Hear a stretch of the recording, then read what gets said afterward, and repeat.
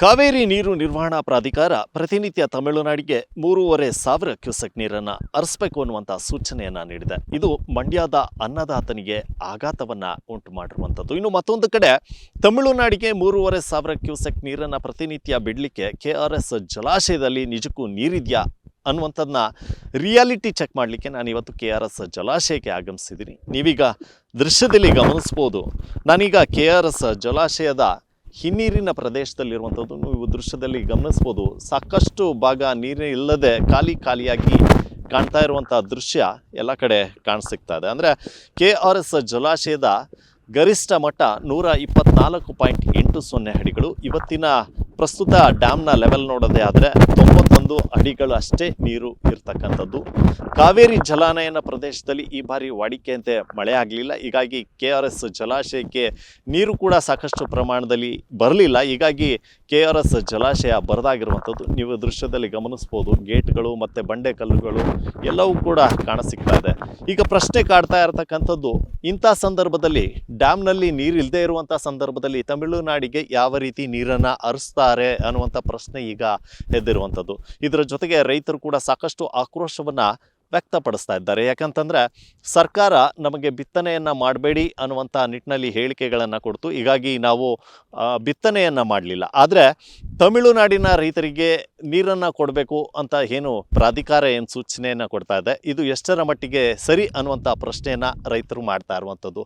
ಸರ್ಕಾರ ಒಂದು ಕಡೆ ಹೇಳುತ್ತೆ ಕುಡಿಯುವ ನೀರಿಗೆ ಈ ನೀರನ್ನು ಇಟ್ಕೊಳ್ಬೇಕು, ಅಂದರೆ ಬೆಂಗಳೂರು, ಮೈಸೂರು ಮತ್ತು ಮಂಡ್ಯ, ರಾಮನಗರ ಭಾಗಗಳಿಗೆ ಕುಡಿಯುವಂಥ ನೀರಿಗಾಗಿ KRS ಜಲಾಶಯದಲ್ಲಿ ಇರತಕ್ಕಂಥ ನೀರನ್ನು ಬಳಸ್ಕೊಳ್ಬೇಕು ಅನ್ನುವಂಥ ಮಾತನ್ನು ಹೇಳುತ್ತೆ. ಆದರೆ ಈಗ ಪ್ರಾಧಿಕಾರ ಸೂಚನೆ ಕೊಟ್ಟಿದೆ, ಇರುವಂಥ ಒಂದಷ್ಟು ನೀರನ್ನು ಕೂಡ ತಮಿಳುನಾಡಿಗೆ ಬಿಟ್ಟರೆ ಹೇಗೆ ಅನ್ನುವಂಥ ಪ್ರಶ್ನೆಯನ್ನು ರೈತರು ಮಾಡ್ತಾ ಇರುವಂಥದ್ದು. ಅಂದರೆ ಪ್ರಸ್ತುತ ಈಗ ಡ್ಯಾಮ್ನಲ್ಲಿ 17 TMC ಅಷ್ಟು ನೀರು ಸಂಗ್ರಹ ಆಗಿರತಕ್ಕಂಥದ್ದು.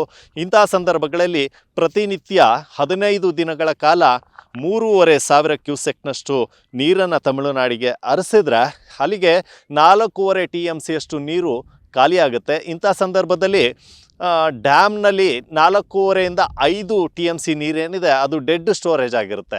ಇನ್ನು ಉಳಿಕೆ 5ರಿಂದ 6 TMC ನೀರು ಯಾವುದೇ ಕಾರಣಕ್ಕೂ ಕೂಡ ಬಳಕೆ ಆಗೋದಿಲ್ಲ, ಜೊತೆಗೆ ಕುಡಿಯುವ ನೀರಿಗೂ ಕೂಡ ಸಾಕಾಗೋದಿಲ್ಲ. ಇಂಥ ಸಂದರ್ಭಗಳಲ್ಲಿ ಹೇಗೆ ತಮಿಳುನಾಡಿಗೆ ನೀರನ್ನು ಹರಿಸೋದಕ್ಕೆ ಸಾಧ್ಯ ಅನ್ನುವಂಥ ಪ್ರಶ್ನೆಗಳು ಇಲ್ಲಿ ಎದ್ದಿರುವಂಥದ್ದು. ಇನ್ನು ಮತ್ತೊಂದು ಕಡೆ ರೈತರು ಕೂಡ ಸಾಕಷ್ಟು ಆಕ್ರೋಶವನ್ನು ವ್ಯಕ್ತಪಡಿಸ್ತಾ ಇದ್ದಾರೆ. ಯಾಕೆಂದರೆ ಪ್ರಾಧಿಕಾರಕ್ಕೆ ಅಧಿಕಾರಿಗಳು ಸರಿಯಾದ ವಸ್ತುಸ್ಥಿತಿ ಅಂದರೆ ಇಲ್ಲಿರ್ತಕ್ಕಂಥ ಸ್ಥಿತಿಗತಿಗಳ ಬಗ್ಗೆ ಮನವರಿಕೆಯನ್ನು ಮಾಡಿಕೊಡ್ತಾ ಇಲ್ಲ. ಹೀಗಾಗಿ ಪ್ರಾಧಿಕಾರ ಪ್ರತಿ ಬಾರಿ ಕೂಡ ತಮಿಳುನಾಡು ಪರವಾಗಿ ನೀರನ್ನು ಬಿಡಬೇಕು ಅನ್ನುವಂಥ ಸೂಚನೆಗಳನ್ನು ಕೊಡ್ತಾ ಇದೆ.